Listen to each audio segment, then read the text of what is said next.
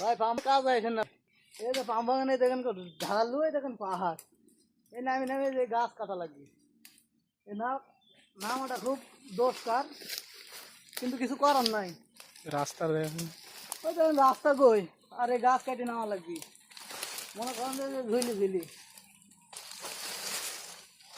এই যে এরকম পামের জায়গায় দিবেন, আর এরকম জায়গায় বনের রাজা টারজান দেখেন নাই, এই যে টারজানের মতো, এই যে কোনো মাটি নাই ভাই, এই যে শুধু ঘাসের উপর দেওয়া যাচ্ছে, ঘাসগুলো আসল জন্য গাছগুলো কাটতে পারলাম, তাও কাটা তো হয় নাই, আল্লাহ জানে যে রাস্তায় গড়ি পড়ে যায় নাকি। তো অবশ্যই নতুন যারা বিদেশে আসতেছেন, এই যে এই কাজগুলো করা লাগবে, এটা চিন্তা ভাবনা মাথায় রেখেন, চিন্তা ভাবনা করে বিদেশ আইসেন।